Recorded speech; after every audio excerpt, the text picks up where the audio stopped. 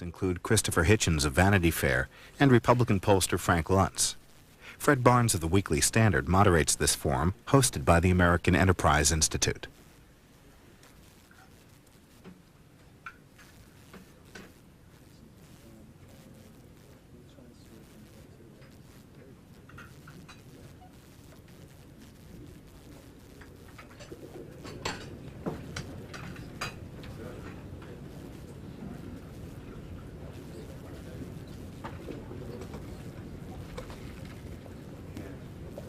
Ladies and gentlemen, we're ready to start the second panel of today, which will focus on the next Congress.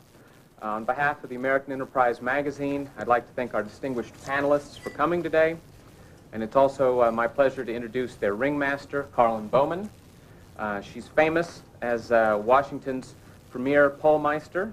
She's a resident fellow at the American Enterprise Institute, an opinion pulse editor as well for the American Enterprise magazine, under whose auspices these talks are taking place today. Her latest book, co-authored with Everett Carl Ladd, is Public Opinion in America and Japan, How We See Each Other and Ourselves. And of course, she's a regular panelist with AEI's popular Election Watch series. Karlyn? Thank you very much, Scott. I'd like to add my welcome to all of you to the American Enterprise Magazine's Roundtable on the next Congress.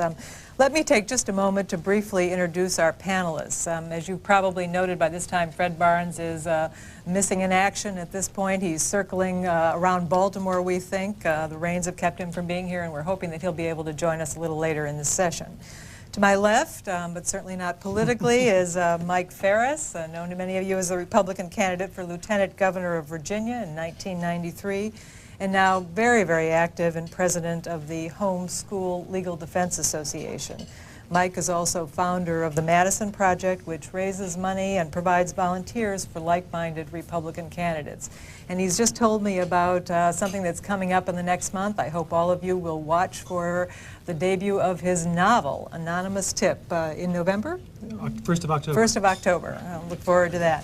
Christopher Hitchens, on his left, is a columnist for The Nation and also for Vanity Fair, a prolific journalist in both the United States and England. And his books include, For the Sake of Argument, Blood, Class, and Nostalgia, Anglo-American Ironies, and his latest book, The Missionary Position, a book about Mother Teresa. Frank Luntz, to my right, is the president of Luntz Research and the pollster of record for the Contract with America in 1992. He was named one of the 50 rising stars in American politics by Campaigns and Election magazines, and has, I think, the very impressive distinction of having won the Washington Post Crystal Ball Competition Award for the most accurate pundit in 1992. Last but not least, on his right is Grover Norquist, president of Americans for Tax Reform. He writes a regular column for the American Spectator, the politics column, and is also author of the very successful Rock the House, a book that described the massive change that we saw in congressional elections in 1994. Grover, I'd like to begin with you this morning by asking you a broad question. A number of observers have suggested that this fall's congressional elections will be among the most important in the country's history. Is that just election year hyperbole, or is there more at stake in this election than usual? Well, for the House and the Senate, I think there is, but particularly the House. If the Republicans maintain control, maintain their majority in the House, you're looking at a situation where the Republicans could keep that majority for 20 or 30 years, because not only this election, where I think the Republicans will actually pick up seats, even if Clinton runs a strong presidential race. But 2 years from now, there are a whole series of Democrats in marginal or Republican seats that are hanging around to see if the Democrats are coming back into power. And if they don't, I think across the South and the Midwest, you have a second tier of retirements coming that will solidify the Republican control, and you could see it continue for 20 or 30 years with no reason to see the Democrats able to come back to take control of the House. If you have 51 votes in the Senate, you don't control the Senate. But if you have 51% of the House, you have control of the House. So that the House is more important than the Senate in terms of maintaining control. And I would argue this election will decide who runs the House for the next 20 years. Christopher, do you agree? Is this an historic election? Yes, I do think so.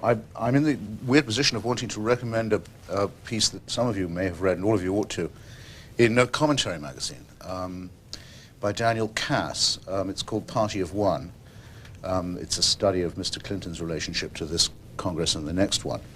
Mr. Cass, who I don't know, worked in the Bush White House and also directed, for his sins, the Lamar Alexander campaign.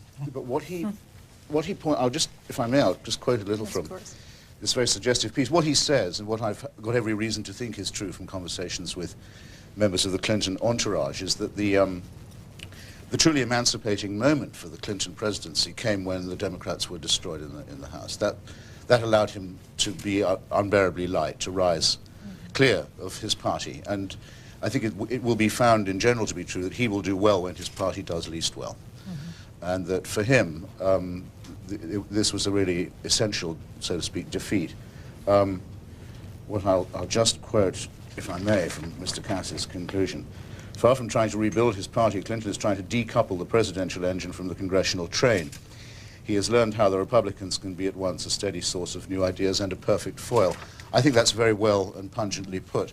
I think the counterpart to it probably holds true as well, which is the best test of a hypothesis. If you pretend just for the moment, ladies and gentlemen, for an exercise, to be Newt Gingrich, imagine yourself to be Mr. Gingrich. Get up in the morning, be Mr. Gingrich. Come down to breakfast, see Mrs. Gingrich there, that kind of thing. Actually be him. Who do you want to be president in the fall? Obviously you don't want a mediocre, senile, moderate Republican. What you want is Bill Clinton, from your point of view, to be the president. And I think that probably all the sides in this argument, which pleases me because it makes nonsense of the current formulaic style of bipartisanship. My view of that is always, as with Mr. Perot, the difficulty of starting a third party in this country is that there are not yet two parties. I think that this election will probably be the first, so to speak, bipartisan election of the new style, and it will lead to that kind of a Congress. And that will emancipate us, in turn, from the idiotic donkey-elephant discourse that's dominated everything from Herblock cartoons to Crossfire for so long. Frank, I can't personally wait. Frank, would you agree? Is it a fundamental realignment? And I wonder if you could try to put that in perspective by talking a little bit about the country's mood and what people are thinking about as they cast their votes this fall. Well, this is the continuing effort in post-partisan politics. The fact is that 1992 was really the first election where Republicans and Democrats didn't matter so much. You know, we did this instant response work for ABC News where we tested speech after speech at the Republican and Democratic conventions. And one of the things we found is just mention the word Republican. Lines went down. Mention the word Democrat. Lines went down. People don't want to hear about Republicans and Democrats anymore. You have to be 60 years of age or older, or a member of Grover's family, to be really partisan at this point. The public has really come to reject that style. Now, it's not to say that they've rejected the ideology of the Republican Party or the Democratic Party. They just don't like party labels. And Clinton has done an admirable job, as now speaking as an observer, in blurring the distinction between Republican and Democrat. He truly sounds like a Republican, or like a Republican would have, say, 10, 15 years ago. And in fact, if you watched his Memphis speech, even better than his convention, his Memphis speech, where his arms are draped over the podium, and he looked like he was just having this kind of fireside Roosevelt-style chat. And he went for 35 minutes without a note, without a cue card, with nothing. Talking about, well, we need tax cuts, but. Well, we need a balanced budget, but. Well, we need welfare reform, but. I mean, the man, he is the but president of the 1990s, but he's been able to do what Republicans, in a sense, have not been able to do up to this point, which is blur a lot of distinctions and move across towards the independents, kind of blur the lines and enable himself to attract voters that in 1994 found him abhorrent. And I give him some credit for that. And one final point, and that is that the key vote in 1996 is that Perot vote. And those, if Republicans are successful in 96 as they were in 94, in demonstrating that they had something to appeal to people who aren't partisan at all, in fact, they're anti-partisan, but want their budgets balanced, want their taxes reduced, want welfare reformed, desperately want change, even more than Republicans and Democrats do. If the Republicans continue to be the party of change in congressional races, there's no doubt they'll keep the majority. That's what Clinton's trying to do. He's trying to demonstrate that the Republicans are trapped in the past rather than focused on the future. Mike, from your perch in Virginia, do you think party labels mean a lot less than they have in the past? And if so, what are some of the important cleavages that you see in our politics that will have an impact on this year's congressional races? Well, I definitely think that the party labels are lessening in importance. When I ran for lieutenant governor 3 years ago, I carried heavily Democratic areas, the 9th District of Virginia, for example, which is dominated by the United Mine Workers Union and others. And my view there is that the people there believed in three things, God, gun, and unions. I was right on 2 out of 3.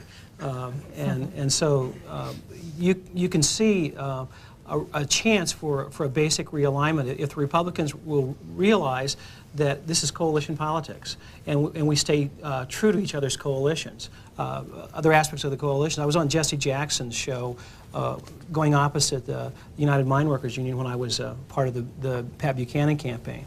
And he started talking about the Equal Rights Amendment. I thought, what in the world does the Equal Rights Amendment have to do with the United Mine Workers Union? It really doesn't have anything to do with them. And if you ask the average mine worker down in the 9th District of Virginia, what has this got to do with my union, he'll say nothing. But the president of the UMW was smart enough to realize that this is part of the Democrat coalition, and he was going to be loyal to the whole coalition. And we've got some aspects of the Republican Party that aren't smart enough, aren't practical enough to realize that we've got to be loyal to the whole coalition. We've got to be pro-life, we've got to be pro-gun, we've got to be pro-free enterprise, we've got to be against the United Nations taking over our troops and so on. If we stay loyal to the whole coalition, we can win. But when the fiscally conservative, socially liberal Republicans think that we have to move to the left, it is a move in the direction of defeat. And I agree with what Christopher said about the need to have 2 parties in this country. And I think the freshmen in the Republican Party are the light of the future. I think that's the direction America needs to go, and I think that we'll be a long-time winning party if we go in that direction. If national leaders are downplaying party labels, will congressional candidates do the same thing this fall, or is it still much more important at the congressional level? Go ahead.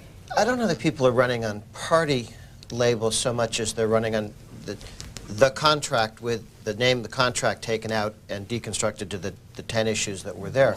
The issues that were in the contract with America in '94 were simply 10 broad brush issues that the entire Republican coalition did and could agree on. And there are also issues that had 70% plus support among people: the balanced budget amendment, tort reform, crime legislation. All of the Republicans are running on those issues. They passed a number of them, welfare reform. Actually, they passed all of them in the House. They moved forward on others. Some the Senate wouldn't go with, some Clinton vetoed. But they can run on all of those issues and are, again. I think the other issue for the Republicans is there's a series of things that they've accomplished in the House and the Senate. When the Republicans ran in the House, they said they were going to have an audit, for a public audit of how the House has spent its money for the last 40 years. And they did that, and they brought out a fair amount of interesting stuff. The press hasn't been terribly interested in how the Democrats have been spending money in the House over the last 40 years.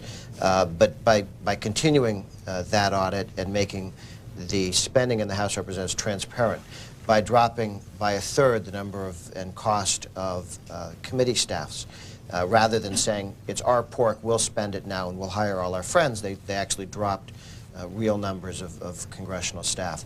The welfare reform package, freedom to farm. There are a whole series of things where this administration, or this Congress can say, this is what we did, this is what we said we'd do, and we did it. And so they can run both on accomplishments and on the list of things that they passed that Clinton vetoed. If you want a $500 per child tax credit, you re-elect this House. But very specific and very successful accomplishments, and yet they made a fundamental planning strategic error, which is that they did it all in clumps. The American people right now do not pick, the average American is not watching us here, if this is on live or whenever this is on. The average American is watching something else on ABC, NBC, Fox, whatever. Or during the convention, they were watching anything but network TV. And so you pass health care reform and welfare reform and relief for small business all at the same time, and no one heard anything. It's like a lot of noise. The House did more work in the first 100 days of its with a lot of the accomplishments that you spoke of, but nobody knew that they had done anything because it was done so fast, so furious. Bill Clinton picks an issue like school uniforms, which is relatively nebulous, and stays on it for 2 weeks or 3 weeks. Jumps on the tobacco issue, stays on it 2 weeks or 3 weeks. The Republican hierarchy, whoever they are, go from issue to issue to issue. And the best example is when the Medicare numbers came out, which proved that Medicare was going bankrupt much more quickly than people had expected. They held on to that issue for 2 days. They moved to the balanced budget amendment for 2 days. Then they moved to drugs for Friday. So in a 5-day period, they had 3 big-time issues in 5 days. And then they wonder why no one knows what they've done. If they don't slow down the process, they're not going to communicate effectively. Christopher, would you agree with that? Was it the packaging and the bundling of issues, or was it something more fundamental, and that is what some have called the radical nature of the reforms? Well, no, I think it's partly to do with the award of credibility that people will make to those who are making the point. They may say, I agree with what you say, but I don't think you believe it yourself, sort of thing. And I think that the Republican Party in this incarnation has to suffer from that tremendously, because there is perfectly self-evidently an absolute want of conviction in its leadership. I evolved a heartless game in San Diego, which was to stop delegates at random in elevators and men's rooms and places like that, hoping not to have my intentions mistaken or misunderstood. And to say, can I just ask you, Christopher Hitchens here, if Jack Kemp was the nominee, and the smile would stay pasted on at this point, because the name Jack Kemp was an upbeat name. If Jack Kemp was the nominee, I would ask, do you think he would pick Bob Dole as his running mate? The smile disappeared. I didn't get anyone to say, obviously he would, yes. It was so self-evident that he would not. And the House of Cards aspect of it, I think, is what repels people. And they realize that the deck of cards, to sustain the metaphor, is what's being put before them as an issue. They're trying to find we are trying to find your G-spot. How are we doing? It's not very persuasive. Can I amplify the point that Grover made with a point that I'm stealing from him that he made to me in the break, one observation. In Massachusetts, it seems, if we consider the measurements of opinion to be reliable, that Governor Weld is ahead for the Senate in much the same proportion as President Clinton is ahead for the presidency. I think that's a good sort of microcosmic instance of the fungibility of the electorate, and I think that there must be, at the presidential level, an element of karmic or zeitgeist calculation involved, which is all to do with this bridge to the end of the century. I think we haven't yet properly counted or estimated the impact of the oncoming millennium, but I think subliminally, so to speak, it's almost un-American to pick for the millennium someone who is older now than Ronald Reagan was when he first ran, for example. And I've read findings, but I think Mr. Luntz, I'd like to know if he can confirm them, that actually the older people are, the more suspicious they are of people of their own vintage. They know how crumbly the situation can get. You know? Well, I mean, Bob Dole made his biggest gains in the post-convention bounce among the 18 to 34-year-olds and the next most among 35 to 49-year-olds. Very interesting. So that, well, Reagan's best groups in 1984 when he was getting reelected were the youngest voters.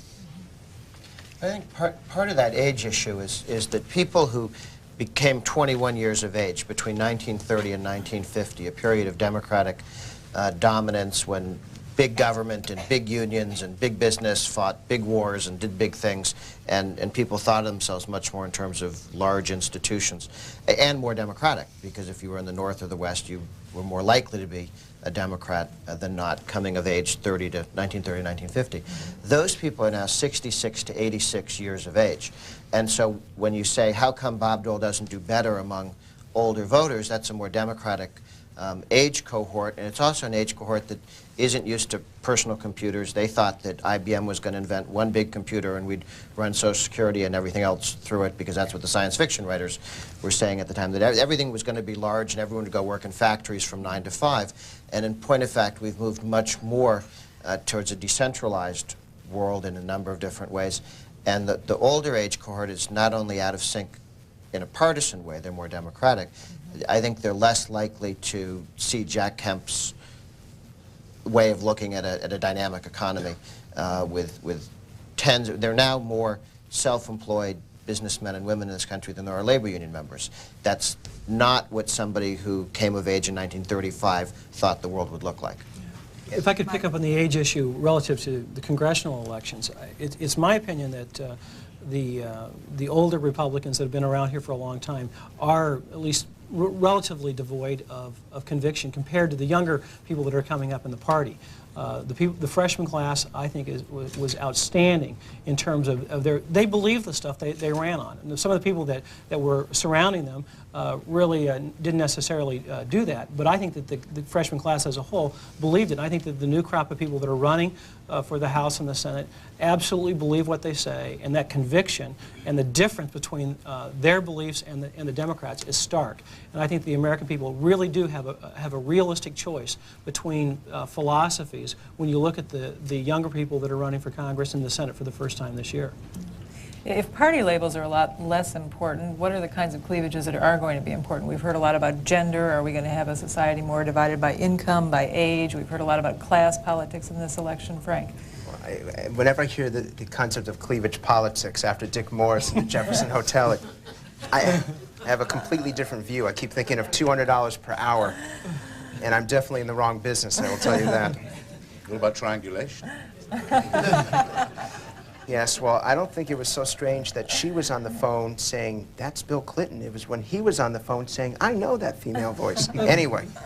All right, let's move on. Yes. Age is going to be an issue. Look, we're going to deal with Social Security at some point. It may not be the next 2 years, may not be the next 4 years. I don't know when it's going to be. And I'm scared to death when it's going to happen. But you've got a generation out there that is far more likely to believe in the existence of UFOs than to believe that Social Security will exist when they retire. And it's not just Social Security, it's Medicare, it's the whole entitlement program and their relationship with government. The Generation Xers have grown up believing that government just doesn't work, that it doesn't function, that it's a hindrance, not a help. And that's very different than the older baby boomers moving up through the FDR generation. And so you will see more divisions by age as we move into the next millennium. Generational warfare? Generational warfare. And the interesting thing is that you also see a gender gap which is far greater among younger voters than it is among the oldest voters. And this also has to do with the life cycle. The unmarried professional woman has nothing in common politically with the unmarried professional man. They just are completely at opposite ends of the political spectrum. And it takes till they get together and have that first child before you start to see a unity of political ideas. If they get together. Yeah, well, that's a whole nother question which I will leave to other people. And so you're going to see not just an age difference, but you're going to see a gender/age and a status, a life status difference, which will grow with time rather than shrink. Pat Buchanan talked a lot about class differences in his campaign. Do you see class cleavages? No, I don't. Christopher, do you? I really don't accept that at all. You know the old story about the Rhodes Scholar, the American, who meets his Oxford professor years later at a conference, and the professor says, "So nice to see you again. We've lost touch. What have you been doing?" And the American says, "Well, I've been doing a thesis on the survival of the class system in the United States." And the Oxford professor says, "Oh, frightfully interesting. I didn't think they had a class system in the United States." The guy says, "Well, no, nobody does. That's how it survives." I mean, one of the things that I've been in this country, I've been an immigrant here for 15 years now, I think. A lot of things have stopped surprising me completely. Some still do. The way that people will tell you about their therapists or their religious confession upon meeting still startles me. On United Airlines, they'll tell you about their shrink. I guess I'm still a bit amazed, even though I'm in favor of the right to bear arms. I am sort of amazed at the extent to which this right is evoked, so to speak. But the other thing is, I'm really amazed that you can offer a member of the House or Senate a common law bribe, the domination of the thing simply by large bundles of money, and also by the constituents, the constitution of it by people who to whom that's, you know, not entirely foreign to their nature. The number of people earning more than an average of about $1 million who are already in the legislature is extremely high and growing. It's increasingly a profession attracting either those who have money or those who want to speak the language. Very easy to learn of those who have got it.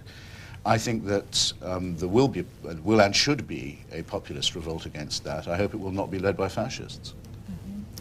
Mike? Well, I think there is at least within the Republican Party, where I've spent a lot of time in the last few years, there's a definite class system. And there is a distrust of people who come to the party for the purpose of advancing social conservatism. And I was at the other Jefferson Hotel down in Richmond, Virginia, at a luncheon for a senatorial candidate a few months ago with very much the country club set of the Republican Party. And I said the most practical thing the Republican Party could do, the practical thing, is to be absolutely committed to the pro-life cause, because we get a clear bump every time we do that. And these people were all ready to deny my existence for saying such a thing, because it is not something that they normally hear in the circles that they run in, the social circles that they run in. And I think there's a very real problem in the Republican Party accepting the fact that if we're going to be successful, we have got to break down the class barriers that exist. We have a winning coalition available to us, but it cuts across a whole lot of things, and the people that the John Warners of this world simply have got to understand that people that don't own polo ponies have the right to be leaders in the Republican Party as well. Do you see the division being fatal?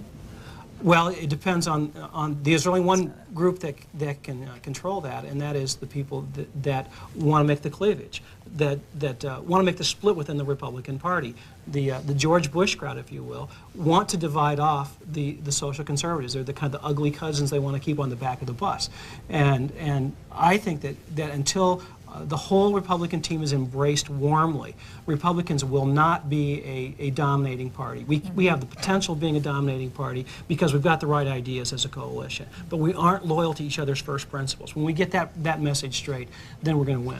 Actually, I'd like to make the counter-argument that I think the Republican Party today is much more unified and ideologically coherent than it was 10 years or 20 years ago. When you go back to the time of Richard Nixon in 1968, 72, there were Republican governors at the time who viewed the role of the governor is to spend more money and raise taxes. We had Milliken and Rhodes and Sargent and big government Republicans.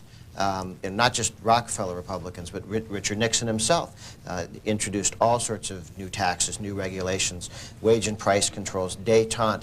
I mean, if Richard Nixon came back to life today and was a member of the House of Representatives as a Republican, he'd be the most left-wing member of the Republican caucus. I mean, Jim Leach wouldn't talk to him. I mean, he's off the scale.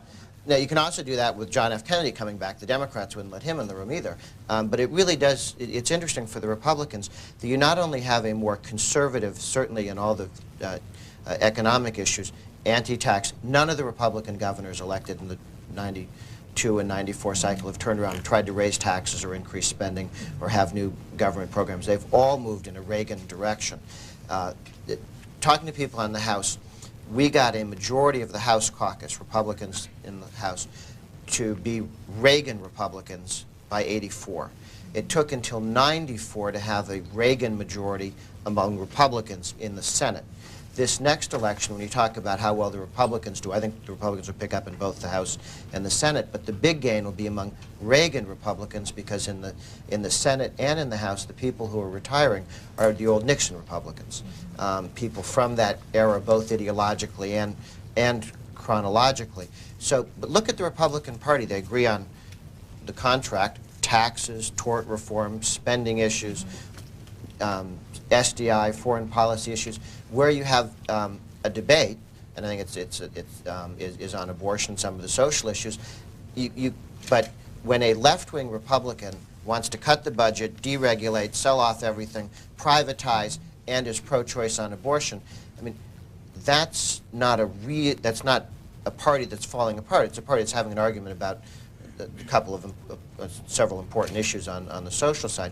But look at the amount of unity and agreement within the party, and growing parties will always have some divisions. I wouldn't want a party like the kind they have in Britain with 7 members who agree on everything, but they've purged everybody who didn't agree. Well, I think it's just a matter of being smart and being loyal, because there are a lot of us that come to politics that have as secondary or tertiary points of our philosophy the issues you outline. But I wouldn't go to war over any of those things. They don't mean anything to me. What I want to see accomplished in Congress is to get rid of the National Endowment for the Arts completely. I want to see the elimination of the U.S. Department of Education completely. I want to see some advancement on the pro-life cause. We don't get the social conservatives really are the foot soldiers of the Reagan Revolution. And that's the difference. There are two differences between Barry Goldwater and Ronald Reagan. One is Barry Goldwater was mean, Ronald Reagan is eminently nice. And the other is Ronald Reagan brought the social conservatives in, as well as the economic and foreign policy conservatives. And until the whole Republican leadership understands that we've got to have the whole team and we've got to be loyal to the troops. If the United Mine Workers president can understand, he's got to stand up for the ERA when the members of his union don't agree with them. When Republicans can learn that message in reverse, we've got something to talk about. But the contract with America is devoid of anything meaningful that will get the social conservatives activated, and they're starting to look at things like the U.S. Taxpayers Party and Howard Phillips and others, because they're so upset with the lack of any meaningful advancement on their fronts. They're willing to be good foot soldiers and help out on the other fronts. On the fronts of, you know, sure we believe in lower taxes, sure we believe in the other things, but those are way down the list of importance. And I think it's school choice. You school consider choice. unimportant? But where's the advancement? Where have we made a real gain on school choice? It's not unimportant. Ohio, Wisconsin, okay, I mean, across the state level. You're talking about the state level. I'm talking about in Congress. That's the focus of our panel, I thought. We are not making any advancements on the issues that really matter to the 20 to 30% of the workers of the party that go out and ring the doorbell, stuff the envelopes, and so on.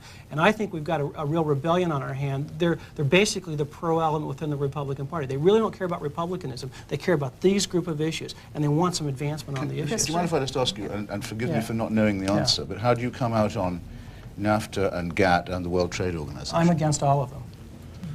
That would have been my guess. Yeah. But that's... I'm also Michael New's lawyer, the soldier who refuses to fight for the United Nations. So there's another... I thought that was a very interesting aspect of the Republican convention, by the way, was the about every 4 speeches there was an attack on the UN. It seemed to me that having denied the delegates the red meat of the unborn child, right, the issue for the deep-throated raw was the Red Army and Blue Berets, or whatever it is from Mr. Welch's Blue Book, that was informing. Very, very extraordinary, too, to see both Jeane Kirkpatrick and George Bush joining in the denigration of the UN, I thought. But, no, I wanted to say, look, if, as I understand the Gingrichian view of the Contract of America, it's a free market one and a free trade one. And that seems to me a much more interesting, potentially important split between the Gingrichian and the Buchananite views. Though on social conservative matters, it doesn't seem to me there's that much of a discrepancy between them. But you see, this concerns me a lot, because 1994, Republicans did something they hadn't done in 40 years. And it was a landslide. It was nothing short of a landslide and a shock to virtually everyone who was watching. But 1994 happened because the Perot-style Republican voted for the same candidate as the Christian Coalition-style Republican, who voted for the same candidate as the moderate establishment Republican. And I am afraid, and I listen to what you say, and I'm afraid that actually, even though you talk unity, you're actually seeking to pull this whole coalition apart. That there has to be room in the Republican Party for Ralph Reed and John Warner. That there has to be room in if it's to remain a majority Republican Party. Because the Democrats won in the 50s and the 60s because the segregationists and the integrationists voted for the same candidates, because on other issues they agreed. If you want to tear the party apart, fine, but then it will only be a 45% party. It won't be a 51% party. Well, you misunderstand my import then. The way you tear a party apart is to behave like John Warner. Is when you have Republican nominees for office, you go out and openly oppose them. Are you backing John Warner now? I am. Then I stand corrected. Okay, you sit corrected more technically, but you know, because I took an oath as a Republican activist to support my party, and I've done that. I did it the day after he won the nomination, when I had supported Jim Miller in the nomination contest. And so the way you win offices is you back your party's nominee. And my complaint is this, is we don't deliver on our promises to the social conservatives. We tell you, yeah, we're going to go out and do something about the National Endowment for the Arts. They make speeches about it, they don't deliver. They make speeches on the Department of Education, they don't deliver. And when they make speeches about party unity, and when a social conservative wins the nomination, they trounce him. And the failure of the Republican Senatorial Committee to back Woody Jenkins right now in Louisiana is a crime. He is the Republican nominee for the party in Louisiana, and the Senatorial Committee will not back him because of this crazy Democrat-controlled system down there. The real reason I believe that they're not backing Woody Jenkins is Woody's a social conservative. He is a great candidate, and the establishment of the Republican Party's got to wake up and realize they're alienating a good portion of their base. If they want us to be loyal, it's got to be loyalty returned. Unity requires a two-way street, and that's what I'm asking for, is a two-way street here. You be loyal to us as we've been loyal to them. That's in ringing contrast to what we were saying about the decline of party allegiance and identification, is it not? I mean, it's nothing to me really, but I must say I'm astounded when I hear Republicans say that the tent, a phrase I wouldn't mind not hearing again, should have room for Oliver North, but not for Colin Powell. I just don't see how that can be made to come out right. But as I say, I'm happy that it's not my problem. However, I think you're wrong by axiom in saying that your first duty is to support your own party. We wouldn't have Bill Clinton as president, in my submission, if it wasn't for Democrats for Nixon in 1972, which, incidentally, was a group mainly out of the Texas Democratic Party, which Clinton was then working for, down in Texas, with Taylor Branch and the others, who, having defeated McGovern and thrown in with Nixon, became the Democratic Leadership Council, which became the comeback of lesser evilism that we all enjoy today. In other words, that, I suppose, must be one of the moral origins of triangulation. Christopher, let's turn to Democratic divisions for a minute. Irving Kristol said in the last panel that Clinton was going to move sharply left if reelected. Do you agree with that? And if not, or if so, what does that mean for the Democrats in the House? At least since, just to answer Mr. Kristol's point, I think at least since that experience in Texas in 1972, Mr. Clinton has been self-consciously moving himself and hoping to move the country to the right, and has done so in ways I think that no Republican leader could have hoped to do. And so you don't see change. I mean, I hope we'll get some questions on the floor from that. As to the nature and character of the party, I owe this aperçu, if I can call it that, partly to Murray Kempton. We were having a conversation in San Diego. He said, you know, the Democratic Party used to be a bunch of pretty tough-minded white Southerners who were appealing to the loyalties and the emotions of Catholics and Jews, and who knew how to keep the blacks more or less in their place. He said, well, they've lost all that completely, said Murray, with a slight note of regret in his voice. But look how the Republicans are masterfully reproducing the idea of a party run by tough-minded white Southerners that successfully appeals to the aspirations and emotions of, at least of native-born Catholics. I mean, I think they fall down on immigrant ones a bit, or have a tendency to do so. And so forth. Now, whereas at the Democratic Convention, if it weren't for the welfare-type delegates who we heard about in the preceding session, and the moral energy as they see it of the pro-choice forces, it would be very hard to think of what really got them going. Mm-hmm.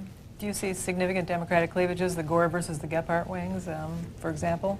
I don't think in terms of their core constituency, the building blocks of the Democratic Party, that they've got a disagreement. You've got the big city machines, you've got the trial lawyers, you have the labor unions, you have government workers, you have both wings of the dependency movement, people who are locked into welfare and the people who make $80,000 a year, making sure everybody stays locked into dependency and doesn't escape and become a Republican. But that group, they all share agreement on key issues. What the problem they have is if the Republicans are able to successfully say no tax increase, no more money, and then everybody in that group who makes a living off of taxpayer funds starts to look at everybody else's lunch because there's no incoming tax support. And that's why I think the Democrats were willing to throw welfare reform over the side, because they were defending all of the other spending interests that they had in mind. And the same thing with freedom to farm, which I think was a strategic error for the Democrats. But the question of what Clinton would do in a second term, I think in the last 2 years his model has been Richard Nixon in the early 70s, sitting and moving over to the right as Nixon moved to the left and absorbed much of the Democratic Party's agenda, undermining the Republicans during Nixon years. And a second Clinton term would look a lot like a second Nixon term, largely because with a Republican Congress, because he has all the same problems Nixon did in terms of what subpoenas and indictments can do to everybody standing near you. And a second Clinton term with a Democratic Congress, what would that look like? Then I think he'd lurch to the left, because the Democratic Party has been shorn of its moderate or conservative wings. To the extent that there were moderate or conservative Democrats, they lost in '92 and '94, and they resigned this time. I mean, there isn't in the House of Representatives a conservative Democrat. Frank, would you agree with Grover's view of how Clinton will operate with a Republican Congress, if that's what we have? Well, again, I want to take the prospect of the second question you asked, which was the Democratic Congress. We've done a lot of polling of rank-and-file union members. Can you imagine what would happen if Bill Clinton got elected with a Democratic House and Democratic Senate? The people who would stand up and claim the greatest victory and would shout and demand power would be the very people who have the least power right now. The Sweeneys and the McEntees, organized labor. Because they've spent more money. They really have dug deep into their treasuries and bet their whole, this is betting on 36 red in roulette. They've taken all the money and all the effort, gone after about 35, 40 members in a serious fashion. This is no joke. Unlike the Democrats, who they say they're going to target 50 people and then they don't do the media buy.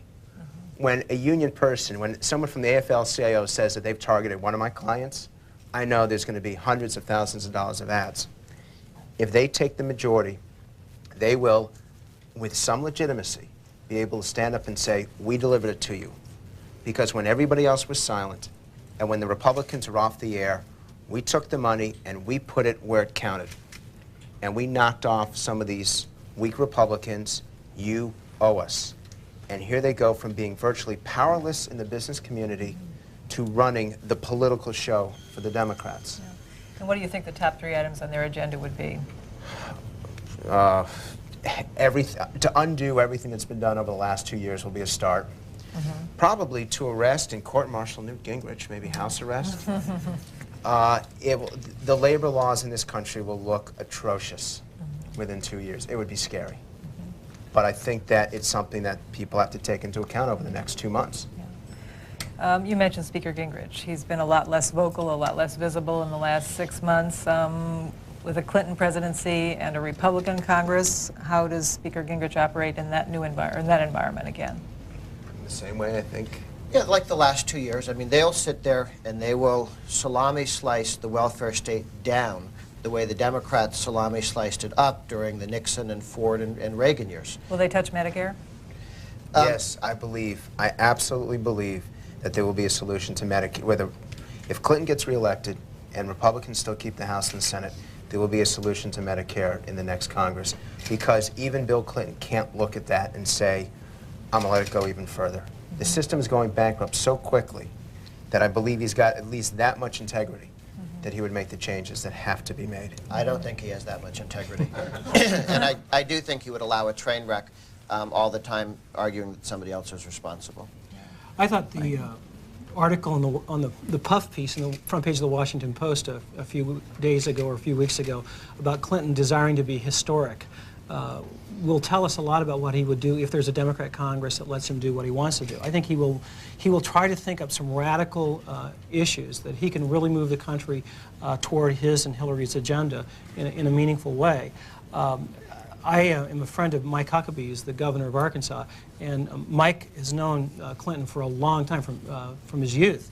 And he said that Clinton really isn't interested in politics. He just wanted to be famous. He would have been equally happy to have been Elvis.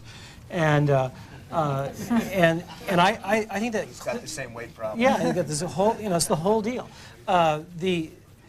The problem is that I think that what Clinton imagines that would be historic for him to accomplish, this year 2000 thing and all of his new age thinking down at Hilton Head Island and all this, I think he will do something dramatic and do something far to the left of the American public if he's allowed a lame duck term. So, but with a Republican Congress? With a Republican Congress, of course, he can't accomplish nearly as much. But I can't believe that the Republican leadership's letting them have a vote today on the gay rights bill in the U.S. Senate. So, you know, sometimes they surprise me. The Senate doesn't get to decide what you have votes on in the Senate under Senate rules. Well, yeah. Christopher, you got a point. I was at Oxford with the president. I kept wishing earlier on this morning I'd been in the first session as well. I can tell you about the inhaling thing. Were you there? It was because you could. The president's allergic to smoke, but fortunately, marijuana could be baked into cookies, for which he's always had a pronounced fondness. And the technical truth of that loyally lie of his is one that has never ceased to fascinate me. I think that probably the thing that my friend and former landlord John O'Sullivan, the editor of the National Review, has just written a piece. It's a real howl of despair. He's saying we have to find some right-wing issues that Clinton hasn't stolen yet, and he ticks off all the ones that he has stolen.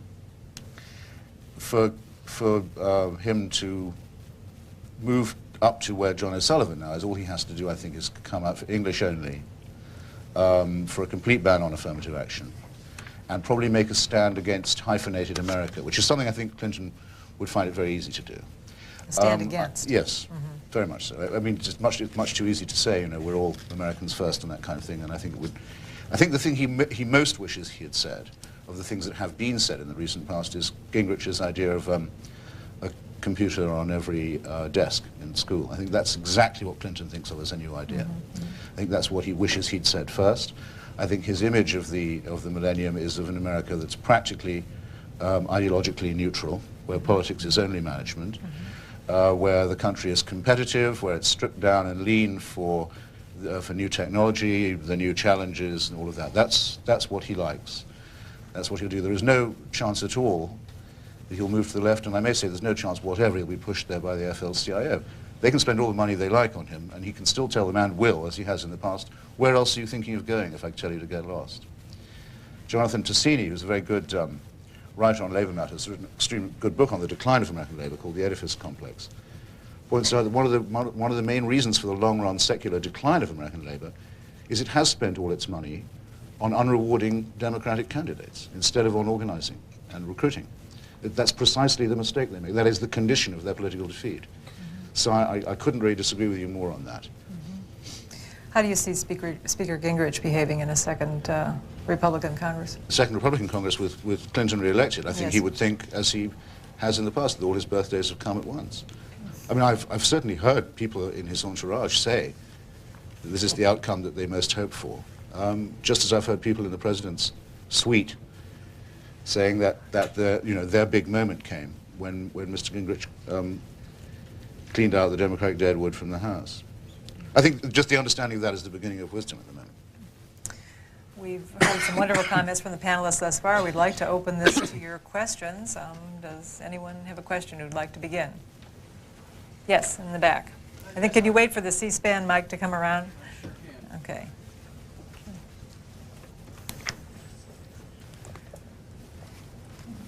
I'd like to direct this to Frank if I could. I wonder, out of the AFL-CIO 35 races they're targeting, how many of those freshman Republican, I guess are mainly freshman Republican, are likely not to be back next section, maybe next year? And out of the 73, how many are likely not to be back? Well, they've targeted virtually every freshman that has any chance of being defeated. So I only say 35, 40, because those are the ones that they've really, truly gone after.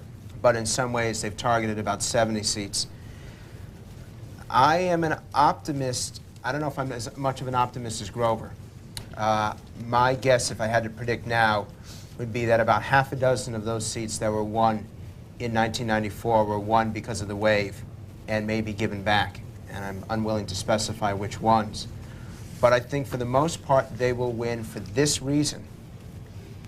They went back to their districts weekend after weekend. They campaigned face to face, door to door. I can think of one, Randy Tate, who I'm told is now up to about 50,000 voters in his district that he has met on Saturdays and Sundays, just shaking hands and talking to them. That's incredible. This freshman class, forget the politics, forget the rhetoric, on a personal basis has actually gone out and worked harder than any other class in modern congressional history. They care about what they do, and they're prepared to dedicate their lives. It's not been good on their family life. There have been a few that have had some families come apart, but they are prepared to do what it takes to get to know their constituents, to shake the hands, meet and greet, and so I don't see more than half a dozen being defeated. How would you project that? I think that's probably accurate. One of the challenges the Democrats have is not just that the Republicans went back and worked hard. What the Republicans did, what the Democrats did in 1974 after the Watergate babies came in, was they ramped up the amount of spending that each of the incumbents had. They ramped up the franked mail and so on. So they entrenched themselves using taxpayer resources. This freshman class came in and actually cut all of that stuff, cut staff, cut franking, limited what they were allowed to do. And so they were forced to go out and work very, very hard on their own. They didn't rely on franked mail and upping it and so on as the Democrats did to ride through that first year. They've worked hard. The Democrats have had a very bad year in terms of recruitment. Up against Randy Tate, they have a guy named Adam Smith who ran promising to support term limits and then double-crossed his constituents and was an opponent of term limits, this in a heavily Perot district. So you've got a guy whose central claim to fame is that he lied to people on term limits as your challenger. In running against Phil English in Pennsylvania, they're running an LA lawyer who's still based in LA, whose car and registration are in 2 different states, and who's, as a lawyer, has been representing all sorts of unsavory characters. So one of the challenges you have whenever you're trying to run new people, challengers, and this the Democrats have to find 73 new people to run, is you sometimes get people with big problems that didn't show up in primaries. So some of their best opportunities, you would think, for pickups, they've been stuck with very bad candidates. In terms of overall, I think the Republicans will add to their numbers largely because of the 20 open seats that the Democrats have that are weak Democratic seats. I think particularly in the South, the Democrats are going to lose an awful lot of those open seats and start not with a 19 or 20 Republican margin that the Democrats have to overcome, but more like 30 or 35, simply because those open seats are breaking so strongly to the Republicans. Of course, if you're a savory character, you don't need a lawyer. That's true. Other questions? Grover, you mentioned term limits. Let's talk about the potency of a lot of issues. We've heard about term limits, gay marriage, partial birth abortion, to start. Grover. I think several interesting things on term limits. The Republicans came in, delivered the Republican vote for term limits in the House, but didn't have the 2/3 necessary for the constitutional amendment. And some term limit advocates have gone, oh no, we didn't get everything we wanted on term limits. If you look at what the Republicans did in the House immediately, first day, and then in the Senate, they term limited committee chairmen. So anybody in the House with extra power is term limited. Speaker Gingrich is term limited to 8 years. Every committee chairman is term limited to 6. And then the Senate came in later and term limited their committeemen as well. And one of the things that's done is that it's turned the people who would be opponents of change into radicals. You had Archer, now the head of the Ways and Means Committee, immediately walks in. He's term limited to 6 years. He says, let's get rid of the IRS and go to a sales tax. I don't think that's what most people thought that Archer would do upon becoming chairman. Pat Roberts becomes in charge of the Agriculture Committee, where you would think is the #1, the locus of opposition to reforming farm subsidies. What does he do? He says, well, I'm leaving this job in 6 years. Let's phase out farm subsidies. And they passed the Freedom to Farm legislation. So term limits has led to a more radical worldview by just the kinds of people who, because they're committee chairmen in the past, would have been the opponents of change. So when you've term limited everybody with more power than their one vote, you've had a tremendous impact on how the House works, and we'll begin to see it in the Senate shortly. Mike, you talked about the Republican Party being pro-gun earlier. Dole has said that he opposes repeal of the assault weapons ban. Do you disagree with that? And if so, is that going to hurt the party and its core constituency as you see it?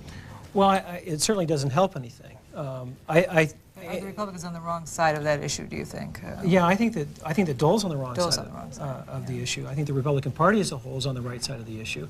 But you know, it's a matter of mislabeling the weapons, first of all, but I don't want to get into the debate on the substance of it. But there is a strong constituency in this country that believes in the Second Amendment, and they think that we need to stand by it. And people just don't like waffles. If you say one thing and then you switch your mind all the time, that's the deadliest sin in politics. Yeah.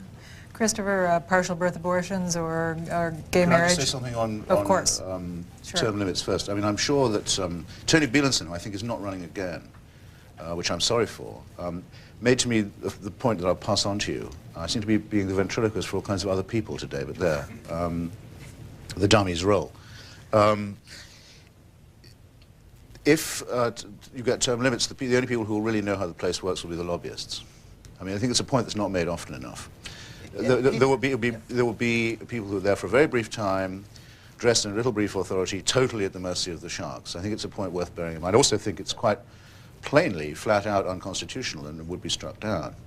But I like the idea, because it might help to counteract Bielenson's fell prediction, that those committee chairmanships could be limited. Because I think it is the internal encrustation of the institution that people are trying to, that's the plaque people are trying to break down when they call for what I think is otherwise a demagogic populist solution in the form of term limits. The other side of term limits is that now there are 2,000 state legislators in the country who are term limited, and so every 6 and 8 years you're turning out competent, well-funded, well-known state senators and state representatives who can become serious challengers to people who are the incumbents either of their own party or of somebody else's party. So term limits have both term limited the committee chairs up top, and they've term limited a third of the state legislators underneath, and they're really putting some pressure on Congress itself, and you'll see more turnover among congressmen, even if you don't get a constitutional amendment on term limits for sitting members of Congress. Of course, a constitutional amendment can't be unconstitutional by definition. So if there is a constitutional amendment, it's impossible to strike it down. In case I don't want anyone to think that I'm avoiding the partial birth question, I think the irony for the pro-choice people, most of whom are in temper and character secular and consider themselves to be, you know, scientific in approach and so forth, is that it's precisely the advance of medical science, and in particular of embryology, that has totally redefined what anyone has to agree is the meaning of the viability of an unborn child. Earlier and earlier, and more. And I think probably the sonogram is the thing that has done the most to recruit support for the pro-life cause. The partial birth thing is another of those ironies. Here's a procedure that wouldn't have been possible to do till recently. Probably, I must say, it looks as if everyone involved would have died instead. But there you are. It's another illustration of how science is in effect confirming the idea of the unborn child.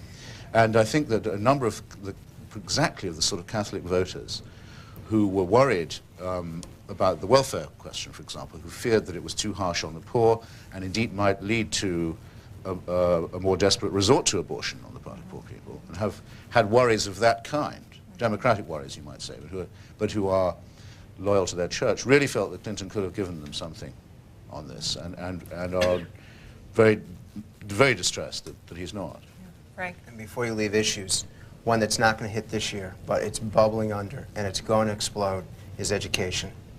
Americans are fundamentally disgusted with the shape of public schools right now. Yes. They are frustrated with it. They think their kids are not being taught effectively, if at all. They don't like what they are learning, if they learn anything in the schools. It almost blew with what Lynn Cheney was trying to do in challenging some of these national standards, that the history exams, or what they were talking about, the things that would be taught in school. It is so close. It's going to take one political person, a couple months, or some major crises in a school system, but it is right underneath the surface. Every time a Republican or Democrat talked about it at either convention, the reaction was more positive than anything else except eliminating the IRS. But do people think of it primarily as a federal, I mean, they think of it primarily as a state and local issue, but you say it's going to percolate up to the federal level. That's the challenge. The Democrats are in very bad shape if they want to be against school choice. The Republicans are going to have a problem when it gets to the financial issue, because most Americans do believe the more money you spend, the better the education you get. We know that that's not the truth, but it will be very hard for Republicans to deal with it because it is a state and local issue. It's going to be very hard for the Democrats to deal with it because they're in the pocket of the NEA, who is against merit pay, against merit schools, against the reforms that virtually every American supports. Though it was forgotten, or perhaps better say overlooked, I thought, when Dole threw down that gauntlet to the teachers' union in his speech. As I remember it, that's how Clinton got his sort of political start in Arkansas, began to attract the attention of the DLC types, was precisely by taking on the teachers' union in his home state. I think this is an issue on which he's probably quite maneuverable. Although the interesting thing is that Americans do not, when they hear about teachers' unions, they hear the word teacher. They don't hear the word union. It's the one union in America that Americans still feel remotely positively towards. That's also going to be, if you want to get rid of your Department of Education, you got to start by explaining to Americans what the NEA and the AFT and all those groups are and what they do. I think you have to explain to Americans that only so many people can make a decision about a child. And if they want their child to have a person that loves them and cares about them making the decisions, as opposed to some remote bureaucrat, getting rid of the Department of Education puts the decision-making back in that teacher's hands, and the school board's hands, and the parents' hands. That's the way to explain and win education. It also happens to be the best education policy. It's not just good politics, it's right for kids. And I think that when Republicans understand how to explain that issue to people, it's a very much of a winning issue. I think also related to that is the issue of parents' rights. That's going to be on the ballot in Colorado. It has over 80% positive rating among people, the voters. And I think it's a case of the village people versus parents. You know, it takes a village to raise a child crowd, and it's better than the village idiots. It's more kind. But what they mean by the village is an army of bureaucrats. And there's a fundamental distrust of all these so-called professionals among parents these days. And they think that their instincts are better than the professionals, and they're right. And we need to empower parents by getting the bureaucrats off their backs. We have a question here. A little more You on wait for the mic, I think. There we go. Okay. television ads with congressional candidates now. First, a comment from Karlyn Bowman on the current negative positives of the president and the speaker, and then some observations from Frank Luntz on how that's playing out around the nation to the extent that Republicans are using the president in TV ads and how it's working, to the extent the Democrats are using the speaker in TV ads and how that's working, and if there seems to be a disparity there. Well, you have probably newer numbers than I do, but the president's favorable rating is one of the highest of his presidency. In the latest Gallup poll, it's 61% favorable overall. I think that is the highest for Gallup on that question. Gingrich's ratings remain overwhelmingly negative. I don't know, I don't have any current numbers on that, but Frank? But he is 4 points higher than the Unabomber, so there's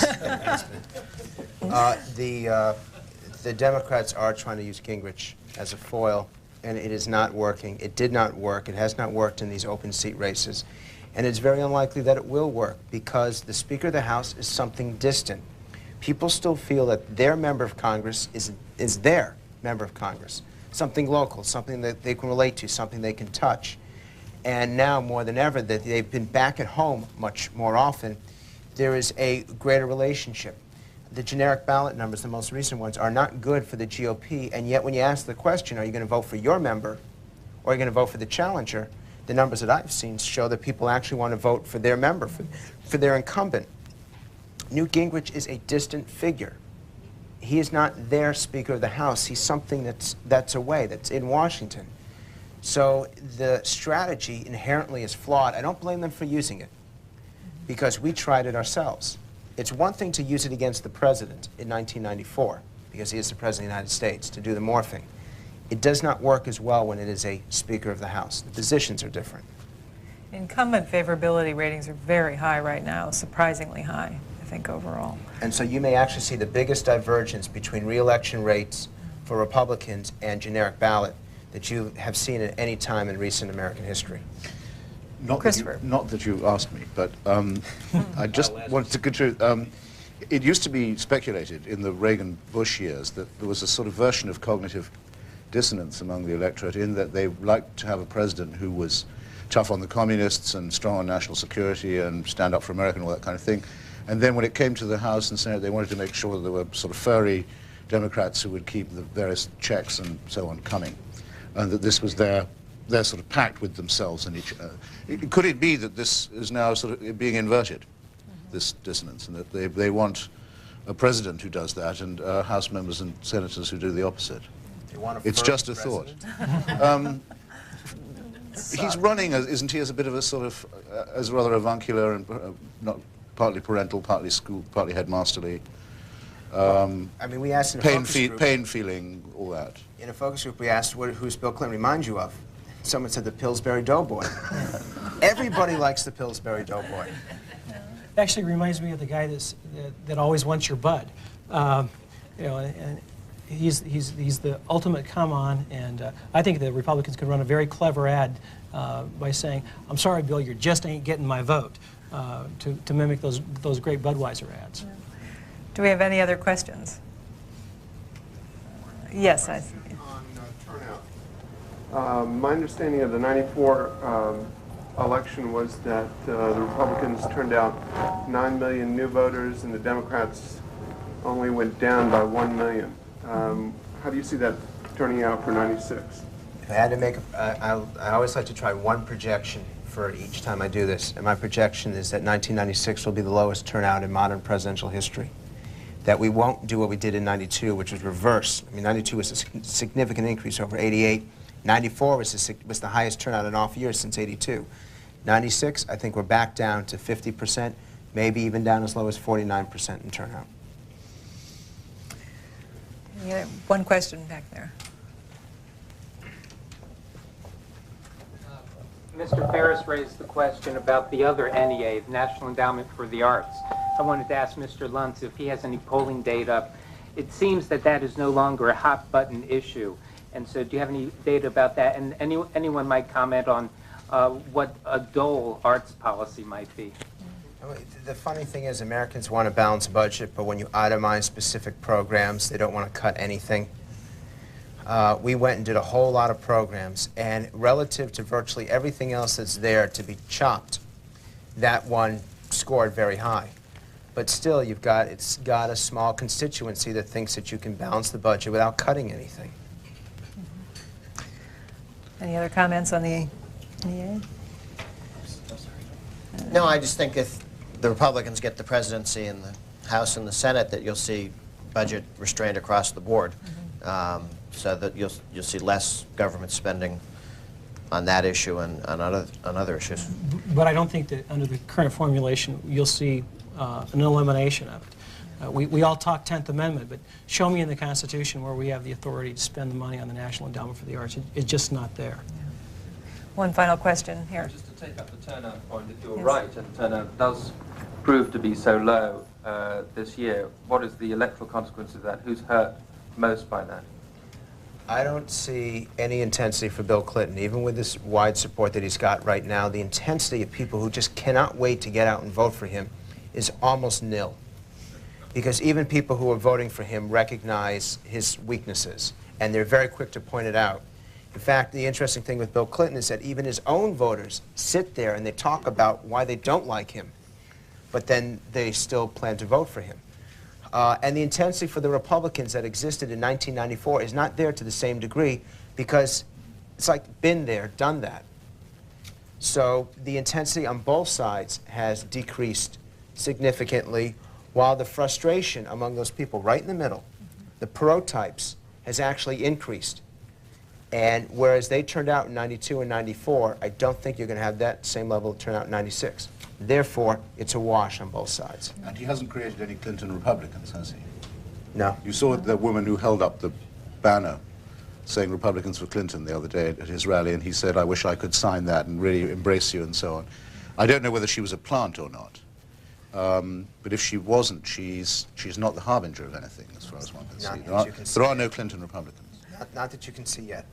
Frank, you made a prediction. Let's have one final prediction, a sleeper race, a Republican Congress, a Democratic Congress. Let's have the rest of you make a prediction about the House or Senate. The House Republicans pick up 14 seats and 3 seats in the Senate. Mike? Or a race in particular? Well, I'll just make a generic prediction that I think that where you see clear-cut social conservatives, they will do better than the squishy middle of the road Republicans. Christopher? we have an electorate that wants it both ways and can have it too, and will. I'd like to thank, on behalf of the American Enterprise magazine, I'd like to thank all. Is this a great country or isn't it? Thank all of our panelists for participating. And Scott, do you have a word or two to conclude? Yes, thanks to you, Karlyn, and also the panelists. As I say, the edited transcript of the talks today will be available in the next issue of the American Enterprise magazine. For those of you who want to follow up on the talk about education, there's our current issue that's out now and that you can get a free copy of by calling 800-596-2319. Thanks so much. Record for the contract with America in 1992. He was named one of the 50 rising stars in American politics by Campaigns and Election magazines and has, I think, the very impressive distinction of having won the Washington Post Crystal Ball Competition Award for the most accurate pundit in 1992. Last but not least, on his right is Grover Norquist, president of Americans for Tax Reform. He writes a regular column for the American Spectator, the politics column, and is also author of the very successful Rock the House, a book that described the massive change that we saw in congressional elections in 1994. Grover, I'd like to begin with you this morning by asking you a broad question.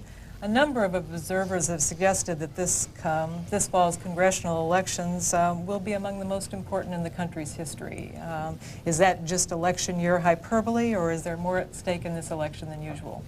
Well, for the House and the Senate, I think there is, but particularly the House. If the Republicans maintain control, maintain their majority in the House, you're looking at a situation where the Republicans could keep that majority for 20 or 30 years, because not only this election, where I think the Republicans will actually pick up seats, even if Clinton runs a strong presidential race. But 2 years from now, there are a whole series of Democrats in marginal or Republican seats that are hanging around to see if the Democrats are coming back into power. And if they don't, I think across the South and the Midwest, you have a second tier of retirements coming that will solidify the Republican control, and you could see it continue for 20 or 30 years with no reason to see the Democrats able to come back to take control of the House. If you have 51 votes in the Senate, you don't control the Senate. But if you have 51% of the House, you have control of the House. So that the House is more important than the Senate in terms of maintaining control. And I would argue this election will decide who runs the House for the next 20 years. Christopher, do you agree? Is this an historic election? Yes, I do think so. I'm in the weird position of wanting to recommend a piece that some of you may have read, and all of you ought to, in a commentary magazine by Daniel Cass. It's called Party of One. It's a study of Mr. Clinton's relationship to this Congress and the next one. Mr. Cass, I don't know, worked in the Bush White House and also directed, for his sins, the Lamar Alexander campaign. But what he pointed, if I may, I'll just quote a little from this very suggestive piece. What he says, and what I've got every reason to think is true from conversations with members of the Clinton entourage, is that the truly emancipating moment for the Clinton presidency came when the Democrats were destroyed in the House. That allowed him to be unbearable. Include Christopher Hitchens of Vanity Fair and Republican pollster Frank Luntz. Fred Barnes of the Weekly Standard moderates this forum, hosted by the American Enterprise Institute.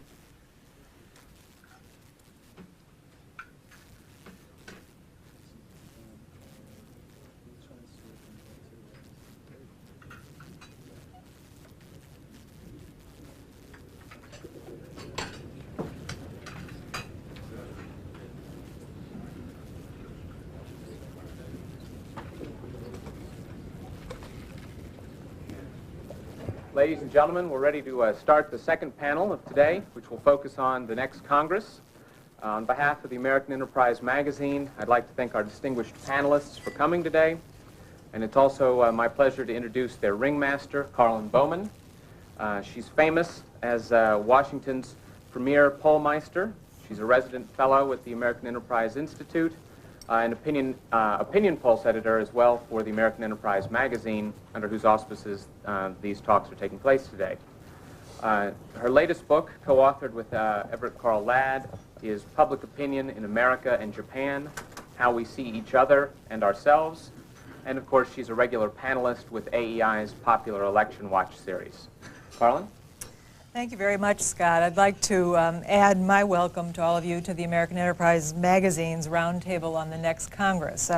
Let me take just a moment to briefly introduce our panelists. As you probably noted by this time, Fred Barnes is missing in action at this point. He's circling around Baltimore, we think. The rains have kept him from being here, and we're hoping that he'll be able to join us a little later in this session.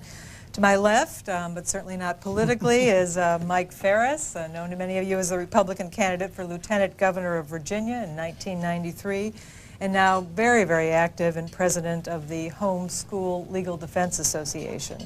Mike is also founder of the Madison Project, which raises money and provides volunteers for like-minded Republican candidates. And he's just told me about something that's coming up in the next month. I hope all of you will watch for the debut of his novel, Anonymous Tip, in November? 1st of October. 1st of October. I'll look forward to that. Christopher Hitchens, on his left, is a columnist for The Nation and also for Vanity Fair, a prolific journalist in both the United States and England. And his books include, For the Sake of Argument, Blood, Class, and Nostalgia, Anglo-American Ironies, and his latest book, The Missionary Position, a book about Mother Teresa. Frank Luntz, to my right, is the president of Luntz Research and the pollster of... ...terribly light to rise clear of his party, and I think it will be found in general to be true that he will do well when his party does least well. And that for him, this was a really essential, so to speak, defeat. What I'll just quote, if I may, from Mr. Cass's conclusion. Far from trying to rebuild his party, Clinton is trying to decouple the presidential engine from the congressional train. He has learned how the Republicans can be at once a steady source of new ideas and a perfect foil. I think that's very well and pungently put. I think the counterpart to it probably holds true as well, which is the best test of a hypothesis. If you pretend just for the moment, ladies and gentlemen, for an exercise, to be Newt Gingrich, imagine yourself to be Mr. Gingrich. Get up in the morning, be Mr. Gingrich. Come down to breakfast, see Mrs. Gingrich there, that kind of thing. Actually be him. Who do you want to be president in the fall? Obviously you don't want a mediocre, senile, moderate Republican. What you want is Bill Clinton, from your point of view, to be the president. And I think that probably all the sides in this argument, which pleases me because it makes nonsense of the current formulaic style of bipartisanship. My view of that is always, as with Mr. Perot, the difficulty in starting a third party in this country is that there are not yet two parties. I think that this election will probably be the first, so to speak, bipartisan election of the new style, and it will lead to that kind of a Congress. And that will emancipate us, in turn, from the idiotic donkey-elephant discourse that's dominated everything from Herb Block cartoons to Crossfire for so long. Frank, I can't personally wait. Frank, would you agree? Is it a fundamental realignment? And I wonder if you could try to put that in perspective by talking a little bit about the country's mood and what people are thinking about as they cast their votes this fall. Well, this is the continuing effort in post-partisan politics. The fact is that 1992 was really the first election where Republicans and Democrats didn't matter so much. You know, we did this instant response work for ABC News where we tested speech after speech at the Republican and Democratic conventions. And one of the things we found is just mention the word Republican. Lines went down. Mention the word Democrat. Lines went down. People don't want to hear about Republicans and Democrats anymore. You have to be 60 years of age or older, or a member of Grover's family, to be really partisan at this point. The public has really come to reject that style. Now, it's not to say that they've rejected the ideology of the Republican Party or the Democratic Party. They just don't like party labels. And Clinton has done... 9th District of Virginia, what has this got to do with my union? He'll say nothing. But the president of the UMW was smart enough to realize that this is part of the Democrat coalition, and he was going to be loyal to the whole coalition. And we've got some aspects of the Republican Party that aren't smart enough, aren't practical enough to realize that we've got to be loyal to the whole coalition. We've got to be pro-life, we've got to be pro-gun, we've got to be pro-free enterprise, we've got to be against the United Nations taking over our troops and so on. If we stay loyal to the whole coalition, we can win. But when the fiscally conservative, socially liberal Republicans think that we have to move to the left. It is a move in the direction of defeat. And I agree with what Christopher said about the need to have two parties in this country. And I think the freshmen in the Republican Party are the light of the future. That I think that that's the direction America needs to go, and I think that we'll be a long-time winning party if we go in that direction. If national leaders are downplaying party labels, will congressional candidates do the same thing this fall, or is it still much more important at the congressional level? Go ahead. I don't know that people are running on party labels so much as they're running on the contract with the name of the contract taken out and deconstructed to the 10 issues that were there. The issues that were in the contract with America in '94 were simply 10 broad brush issues that the entire Republican coalition did and could agree on. And there are also issues that had 70% plus support among people: the balanced budget amendment, tort reform, crime legislation. All of the Republicans are running on those issues. They passed a number of them, welfare reform. Actually, they passed all of them in the House. They moved forward on others. Some the Senate wouldn't go with, some Clinton vetoed. But they can run on all of those issues and are, again. I think the other issue for the Republicans is there's a series of things that they've accomplished in the House and the Senate. When the Republicans ran in the House, they said they were going to have an audit, for a public audit of how the House has spent its money for the last 40 years. And they did that, and they brought out a fair amount of interesting stuff. The press hasn't been terribly interested in how the Democrats have been spending money in the House over the last 40 years. But by continuing that audit and making the spending in the House of Representatives transparent, by dropping by a third the number of and cost of committee staffs, rather than saying it's our pork, we'll spend it now and we'll hire all our friends, they actually dropped real numbers of congressional staff. The welfare reform package, freedom to farm. There are a whole series of things where this administration, or this Congress can say, this is what we did, this is what we said we did. An admirable job, as now speaking as an observer, in blurring the distinction between Republican and Democrat. He truly sounds like a Republican, or like a Republican would have, say, 10, 15 years ago. And in fact, if you watched his Memphis speech, even better than his convention, his Memphis speech, where his arms are draped over the podium, and he looked like he was just having this kind of fireside Roosevelt-style chat. And he went for 35 minutes without a note, without a cue card, with nothing. Talking about, well, we need tax cuts, but, well, we need a balanced budget, but, well, we need welfare reform, but. I mean, the man, he is the but president of the 1990s, but he's been able to do what Republicans, in a sense, have not been able to do up to this point, which is blur a lot of distinctions and move across towards the independents, kind of blur the lines and enable himself to attract voters that in 1994 found him abhorrent. And I give him some credit for that. And one final point, and that is that the key vote in 1996 is that Perot vote. And those, if Republicans are successful in 96 as they were in 94, in demonstrating that they had something to appeal to people who aren't partisan at all. In fact, they're anti-partisan, but want their budgets balanced, want their taxes reduced, want welfare reformed, desperately want change, even more than Republicans and Democrats do. If the Republicans continue to be the party of change in congressional races, there's no doubt they'll keep the majority. That's what Clinton's trying to do. He's trying to demonstrate that the Republicans are trapped in the past rather than focused on the future. Mike, from your perch in Virginia, do you think party labels mean a lot less than they have in the past? And if so, what are some of the important cleavages that you see in our politics that will have an impact on this year's congressional races? Well, I definitely think that the party labels are lessening in importance. When I ran for lieutenant governor 3 years ago, I carried heavily Democratic areas, the 9th District of Virginia, for example, which is dominated by the United Mine Workers Union and others. And my view there is that the people there believed in three things: God, gun, and unions. And I was right on 2 out of 3. And so you can see a chance for a basic realignment if the Republicans will realize that this is coalition politics, and we stay true to each other's coalitions. Other aspects of the coalition. I was on Jesse Jackson's show going opposite the United Mine Workers Union when I was part of the Pat Buchanan campaign. And he started talking about the Equal Rights Amendment. I thought, what in the world does the Equal Rights Amendment have to do with the United Mine Workers Union? It really doesn't have anything to do with them. And if you ask the average mine worker down in the